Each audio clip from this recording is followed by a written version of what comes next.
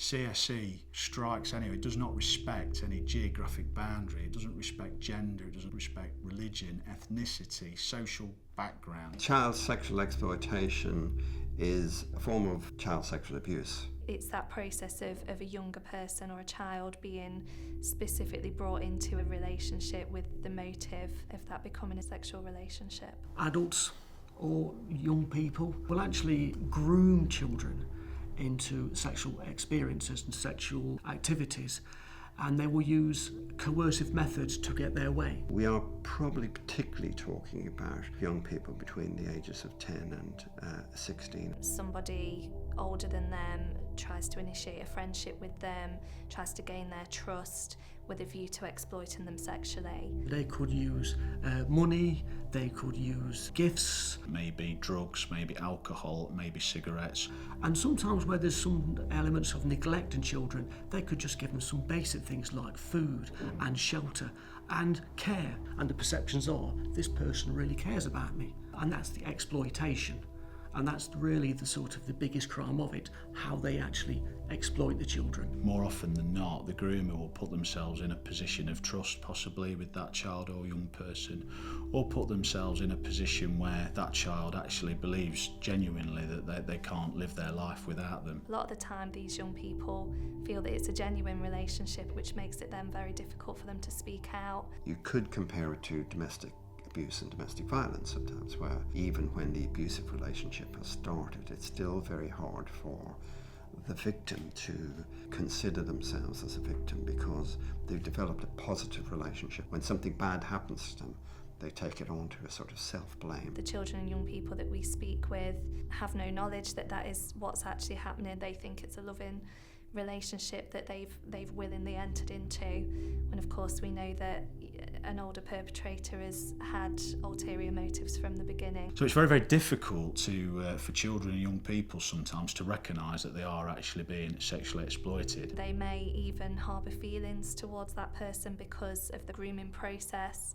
The perpetrator has worked hard to build up the trust of the young person, so it's very hard then for them to see that there's anything wrong. To speak up about it almost feels like they're betraying somebody.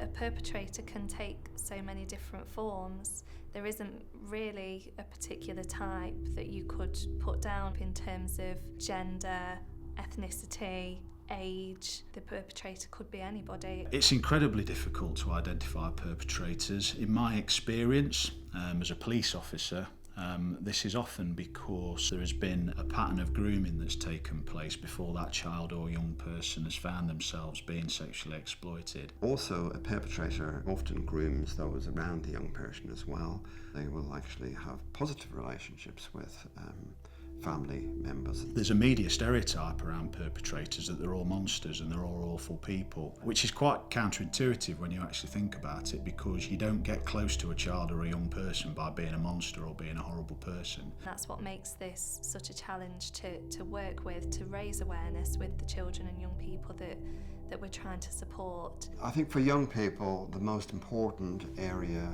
currently would be around online protection, to really make sure that you're safe online. There's a competition, how many likes have I got? And kids are saying, I've got 400 friends on Facebook. They're not real friends. So keep your social media to your true friends. The more friends I have, the happier I am. So they keep collecting friends. And of course, that's a vulnerability in itself. All youngsters these days have a mobile phone. Many youngsters have tablets, iPads, and they're playing games online. They're using social media. What we're also seeing now is increasing sexting, children taking risks, taking photos of themselves. Nothing that is online is temporary. Things can last forever. And we know there's a group of perpetrators out there who are honing in on these children. If somebody walked up to you in the street and asked you for personal details, where do you live, where do you go to school, would you give that information up without question? Probably not. Online safety is the same as don't talk to strangers, don't get in the back of cars, don't accept gifts. It's don't talk to strangers online, don't accept gifts online, and don't arrange to meet people online. It's a greater risk, and that's why that the internet in particular is a really fertile ground for perpetrators of child sex exploitation. If parents go onto the CEOP website, there's a portal for parents to look at about internet safety. There's a portal for children, so parents and children can go on and actually have them honest discussions. There are certain stereotypical things that you can look for to know that a child or a young person is at risk. You might look at the behaviours that they're exhibiting. Are they disengaging from school? Are they withdrawing themselves from friendship groups or from contact with family members? They may become more aggressive. They're often, angry, and they'll be angry with the adults around them, and they'll be angry with the police, they'll be angry with other people. What I would say to anybody who's either got children of their own or perhaps has access to children through their work is just to dig that little bit deeper, really. Anything that is perhaps out of character for a child could potentially be an indicator that all's not right in their life. It can be hard for a young person to recognise that something wrong is happening until they're in a position where they start to feel threatened and scared and start to feel that this is something that they don't know a way out of. Drugs and alcohol are a big part, because drugs and alcohol may be used to groom, but also used as disinhibitors. If your child is suddenly, coming home with clothes that you don't recall buying for them, or they've suddenly got cash, or they've suddenly got a mobile phone, I know these all sound quite obvious things, but actually they're things that quite easily get missed.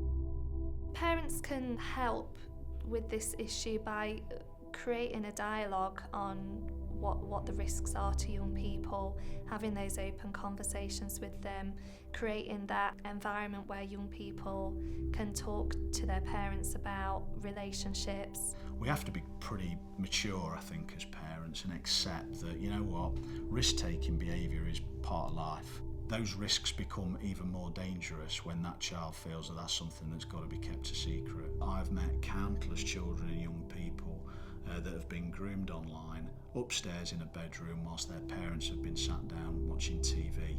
That child is so concerned about their parents' reaction that they don't feel that they can come downstairs and tell their parents what's happening. What we want parents to do is actually have honest discussions with the children about the dangers online.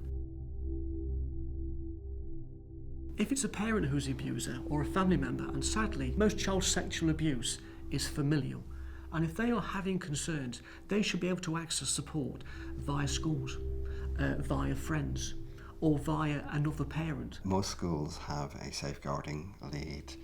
Most schools have a school nurse if they don't want to talk to within the school itself, if they feel that that's compromising their confidentiality. Maybe somebody from another organisation that they have contact with, such as a social worker, a health visitor even, a doctor, any other professionals who they know. These agencies then need to inform children's social care, and then obviously the process of investigation will actually take place between police and social care and the child, or the child can phone the police themselves. If you feel that somebody is a victim of CSE, it's really important to speak out. You may be the only person in their life who's noticed that there may be a risk. It's always about just having that alertness to what's going on around you.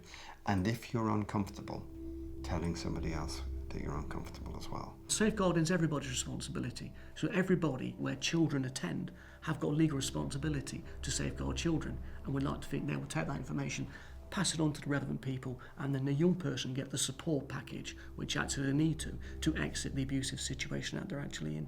I'm really confident that any child who approaches an adult, perhaps in a position of trust in relation to them, we'll have the basic skills to know what to do, how to react, and where to direct that concern. If you tell, then you can save yourselves. And if you're saving yourself, potentially you could be saving 10 or 15 other children that you know nothing about.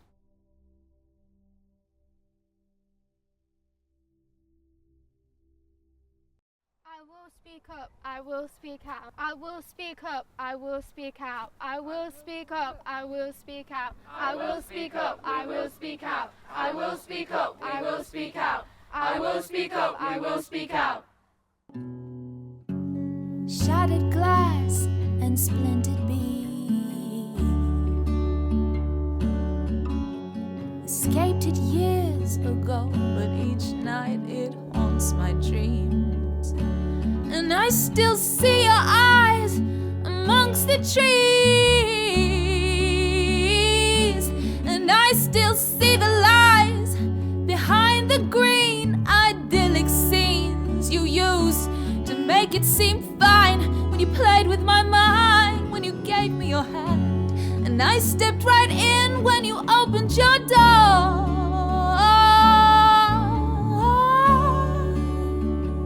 A hybrid, kindness and cruelty, so you could reduce me and cut me so bad. I've never seen a trick like this before. No, I've never seen a trick like this before. But you won't keep me silent.